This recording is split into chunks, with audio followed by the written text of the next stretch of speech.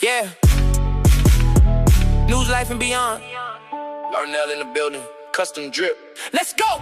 Airbrush jeans on a fresh white sole. Blank to a masterpiece, watch it unfold. Cartoon drip when the colors explode. Larnell got the game in the chokehold. 101, yeah, you already know. Custom kicks never seen in the store. News, life, and beyond. Your story to life. Now you on the mic, yeah, we ready tonight. Paint on his hands, turn into art. From the sketch to the soul, yeah, playing his part. SpongeBob, Marvel, anime flow. Every pair got a vibe, every color got soul. From the grind to the shine, now they calling his name. Turn a hustle to a brand, now we changing the game. Pull up to the show, let us speak on the ride. News, life, and beyond, yeah, we opening eyes.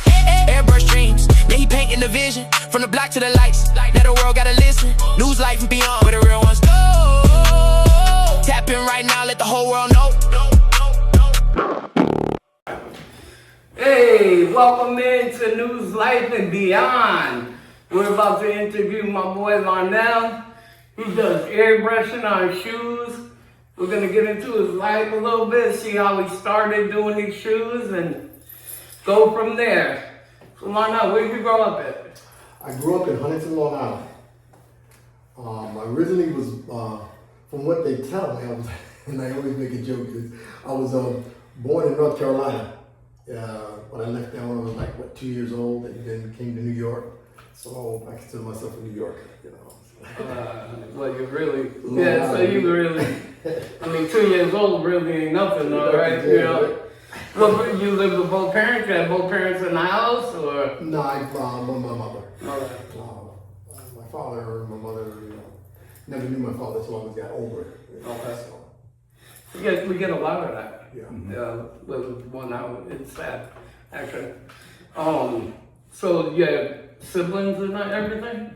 No, I didn't. I was the only child between my mother and father, and found out later, in my older age, found out that I had like 7 sisters and brothers. After my father got in contact with me, well, my uncle got in contact with me because he was down in North Carolina, and I never knew. So they came up to New York looking for me, but everyone, if you never lived in New York, the only thing you could think of New York is like New York City. You know, Yeah. now still they think all of New York is New York City, of course it is. So that's where he went with New York City. We didn't live in New York City. We lived on Long Island. And the way he got in contact was my aunt. They moved back down to North Carolina, and it happened to be in the town where he was in. And she met him, and then she gave him my mother's number, and he got in contact with me. So, How'd that make you feel to learn that you had siblings older? Was it real older? no, I'm the oldest. Right, but I'm saying, was it real older in age that you got to know them? Yeah, I was like in my 30 years old, and first I knew my uncle. I didn't know about my brothers and sisters and all of that until actually I met them. I actually went online in the phone book web pages because I knew their name, and it was about maybe 2-3 years ago that I talked to them on the phone. Yeah, so it's all that time, you know, and they didn't know anything about me, and they heard that they had a brother up north, but that was about it. That's crazy. That has to be sad in a way that you lost all this time when you had all these people in your life. But you just gave your age too, because you say you looked them up in the telephone book.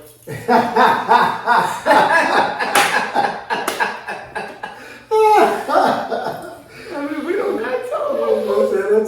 That's okay. Yeah, y'all don't know nothing about telephone books. Good times. Either you look up a number or one of your parents hit you with it. One or the other. What was it like growing up there in New York? It was great. It really was. At the time that we grew up in our neighborhood in Long Island, you know, everybody knew everybody. You know, and growing up an only child, it did have its ups and downs. You know, I was a smaller kid at the time. You know. And at the time, in the neighborhood that we grew up, it wasn't the best of neighborhoods, and so you had a lot of bullies, and you had to fight or get beat up every day, you know. And but then, as I got older, a little bit older, my mom had a friend, knew a family that was a martial artist, and then introduced me to martial arts. And this was right before Bruce Lee came in, you know. So I'm dating my age again, yeah. And I got very good at it. So after a while, the bullies didn't bully me anymore. And I just enjoyed life. Yeah, did it make you feel good to bust one of their asses after they've been bullying you all this time? Oh yeah, it did. And my mom used to always have to go to the school and say, you know, these kids are bullying my son, you know. And the principal said, well, look, they're bullying him off of school grounds. And whenever we get off the bus, they would always surround me or something, you know, and just basically have their way with me. And the principal's thought was, well, that's off of school grounds, so we don't have any jurisdiction on it. So after I started getting really, really good, and one day I told my friend Paul, I said, Paul, when we get off the bus, stay away from me, just go away. And he goes, what? I says, I'm gonna take care of some stuff. He says, oh, you don't do that stuff you were showing us. I says, yeah, I got your back. I'm in the Kung Fu boy. I said, no, just stay away. Anyway, I took care of those guys. Yeah, bullies need to be bullied back sometimes. Yeah. What style of martial arts? The first style was Shotokan, then it was Taekwondo, then it was Ishinru. Those were the three styles that I studied. But the first one I studied was with the gentleman by the name of Kurt Green. The reason I say his name is to give him props because he made me feel good about myself. You know? And still remember that and always remember. Helped you build your confidence? Yes, sir. Yeah. Yes, it was. Nice. Do they have like belts? Yeah. Alright. They have belts. So what belt did you get to? Black belt. Black belt, second degree. And Koki won Taekwondo. That was a while ago. So you don't do it no more? No, I don't do it anymore. I was in when I was in the Army. Actually, that's a whole different thing. I was boxing. I was boxing while I was in the Army, and going home on a trip, bus driver fell asleep and the bus crashed. And a bunch of stuff happened. Luggage fell on my knee. It messed my knee up. And so, I was training would potentially go to the 1988 Olympics, but because of knee injury, I had to drop out. Oh man, that sucks, huh? Yeah. Jeez. So you say you got bullied, Mm-hmm. some karate, quiet, whatever that word is. Taekwondo. Taekwondo. Yeah. You got paid back. Yeah, it was a couple of disciplines. Yeah. When your mom went to the school, you get bullied more because she went there to cover your ass? No, what happened was... And mommy kid. That's a funny story. That last day that I took care of those guys, retribution, it was the last day of school, so we went to summer. So I didn't go back to school because the kids used to shove me in a locker, try to close my hand in the lockers all around school. So I get bullied on the bus, bullied in school. So when I went back, you know, all summer long, all those were just practicing. And I knew exactly what I was going to do. So I go back to the school, first day of school, here they go messing with me. Well, I was a new guy. And I sent to come to the nurse's office, and for the whole week, somebody was ending up in the nurse's office, and then after a while, the principal, he couldn't punish me because it was them that were accosting me. Yeah. They were harassing me. They was trying to assault me. I was just defending myself. So then the principal, he got on the phone and he called my mom. And he said, Mrs. Anthony. And she says, yes. He says, it's been a month now. And I got a problem with Larnell. She goes, what problem? She said, could you please tell him to stop karate chopping these kids? And the nurse is running out of bandages and stuff like that. And my mom said, Mr. Siegel, that is not home residence. That's out of my jurisdiction. So I can't do anything about that. The kids mess with him, he protects himself. So then my mom told me, she goes, okay, you can stop that now. So did my martial artist coach. She told me to stop that. You can stop it. And I did, and nobody messed with me since then. Was your mom proud of you? I mean, not proud, but, happy that you're not getting bullied no more, Yeah, and you're up for yourself. Well, my mom was the type. My mom was kind of tough, so she was like, Good, that's the way it's supposed to be. She's not going to get real excited Right, about right, it. yeah, She would tell her friends, "Oh my son, he's a simp. He just everybody up." But in front of me, she goes, "Yeah, you did it. Yeah, that's what you're supposed to do. You know, act that way. You know." Try to be tough on you. So how long did you live in New York for? Wow, I lived in New York till about from the age of 2 all the way up until I joined the army. When I joined the army, I was 23. I think from 23 to 25, I think, or 26. I was in the army. Then after I got in the army, stayed in New York a little bit, and then ended up in Florida. And then in Florida, I stayed down. I stayed there for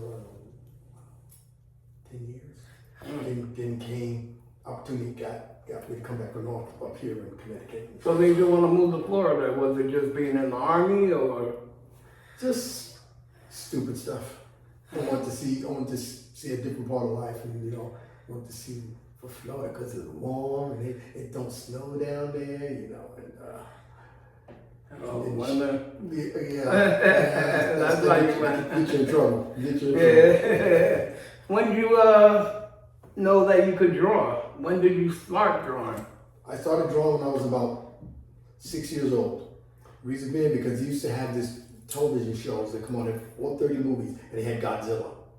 And I wanted to draw Godzilla, so I would sit in front of the TV with my paper and draw Godzilla. And that's how I started. And then I would sit down and I'd draw my cousins. And my uncle told me, he said, "Boy, you got yourself a talent there." And I was just drawing everybody. Every time I would come out and draw something. And that's how I was. No one taught me. I just picked it up and just started doing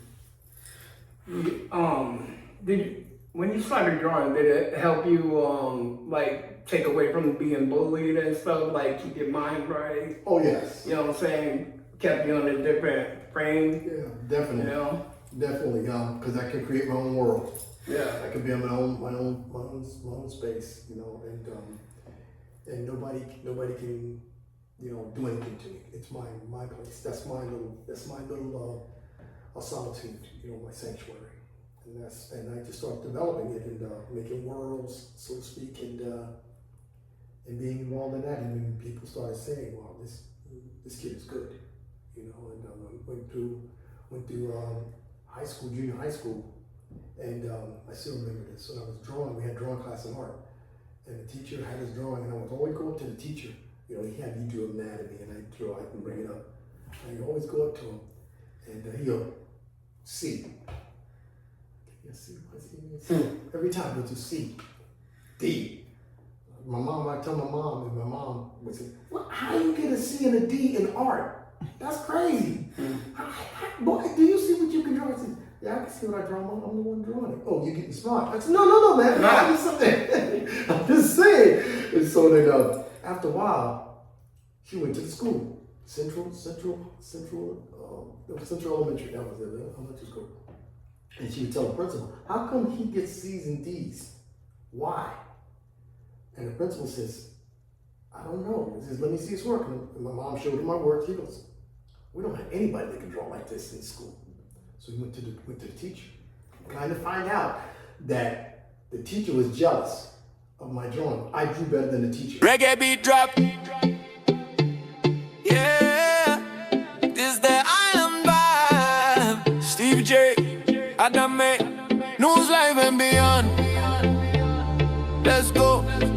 Cruising through life with a story to tell. From the streets to the mic, yeah, we know it too well. Steve J got the vision, Adam May got the flame. Built it from the ground, now they're changing the game. No handouts, no shortcuts, just grind and believe. Turn pain into power, turn struggle to peace. Every episode real, every word got soul. From the bottom to the top, yeah, we taking control.